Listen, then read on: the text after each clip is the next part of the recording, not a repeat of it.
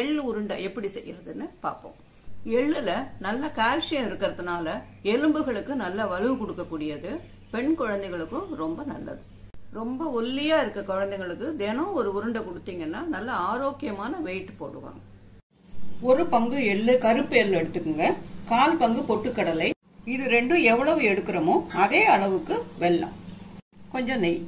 வாணலியை சூடு பண்ணி மிதமான சூட்டில் இந்த எள்ளை வறுத்துக்குங்க. பொரியிற வரைக்கும் வறுத்துக்குங்க.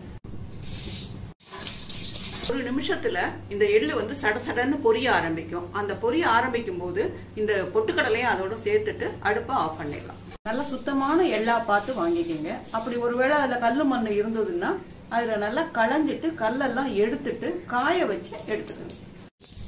எள்ளு பொரிய ஆரம்பிக்குது பாருங்க. இப்ப பொட்டுக்கடலையும் சேர்த்துட்டு அடுப்பை ஆஃப் பண்ணிடுங்க. உடனே வேற தட்டுக்கு இதை மாத்திடுங்க, இல்லாட்டி கருகி போயிடும்.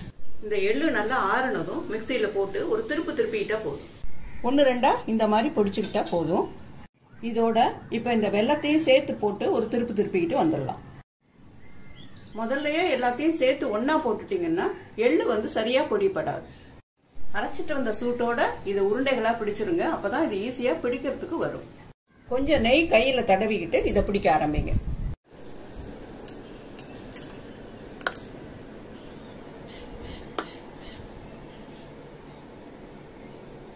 எந்த அளவுல வேணுமோ அந்த அளவுல உருண்டைகளா பிடிச்சுக்கங்க. தேங்காய் பர்ஃபி எப்படி செய்யறதுன்னு பார்ப்போம். தேவையான பொருட்கள்: 1/2 கப் ஃப்ரெஷ் தேங்காய் துருவல். தேங்காய் துருவல் சின்னதும் பெருசுமா இருந்ததுன்னா மிக்சியில போட்டு ஒரு திருப்பி எடுத்துக்கோங்க. துருவின உடனேயே நல்ல ஃப்ரெஷ் தேங்காய் எடுத்தீங்கன்னா தான் தேங்காய் பர்ஃபி ரொம்ப நல்லா வரும். 1/2 கப் அளவுக்கு சர்க்கரை, 3 அல்லது 4 டேபிள் ஸ்பூன் அளவுக்கு நெய், 1 டேபிள் ஸ்பூன் கடலை மாவு, முந்திரி பருப்பு தேவைக்கேற்ப, 1/4 டீஸ்பூன் ஏலக்காய் தூள், 1 சிட்டிகை உப்பு. இப்ப 1 ஸ்பூன் நெய் விடலாம். முந்திரி பருப்பை இதுல போட்டு வறுத்துக்கலாம். பொன்னிறமா வறுபட்டதும் எடுத்து தனியா வச்சுக்கோங்க. அந்த நெய்யில தேங்காய் துருவலை கொட்டிக்கோங்க. கடலை மாவு, அந்த கடலை மாவோட பச்சை வாசனை போறதுக்காக ஒரு 2 செகண்ட்ஸ் அதை வறுத்துக்கலாம். பச்சை வாசனை போனதுக்கு அப்புறம் இந்த சர்க்கரையை எடுத்து கொட்டிக்கலாம். இனிப்பு சுவையை தூக்கி கொடுக்க 1 சிட்டிகை உப்பு.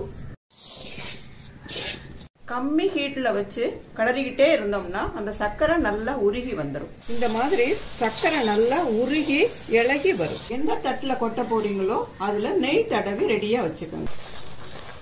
இந்த மாதிரி நல்லா கொதிக்க ஆரம்பிக்கும் போது 1 டேபிள் ஸ்பூன் நெய் சேர்த்துக்கோங்க. கிளற லேசா பூத்து வர ஆரம்பிக்குது. கைவிடாம கிளறிக்கிட்டே இருக்கணும், இல்லாட்டி அடி பிடிச்சிடும். தேவைன்னா 1-2 ஸ்பூன் நெய் விட்டுக்கோங்க. பூத்து வருது பாருங்க நல்லா. இப்போ இந்த ஸ்டேஜ்ல 1 டேபிள் ஸ்பூன் நெய் விட்டுக்கோங்க. இங்க பாருங்க நல்லா பூத்து வாணலையில ஒட்டாம சுருண்டு வருது பாருங்க. இந்த ஸ்டேஜ்ல எடுத்து நம்ம நெய் தடவின தாம்பாளத்துல இத கொட்டிடலாம்.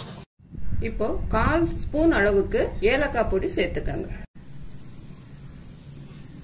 1 ஸ்பூனை வச்சு நல்லா இப்படி செட் பண்ணி விடுங்க. இதை வறுத்து வச்ச முந்திரிய இது மேல தூவிக்கலாம்.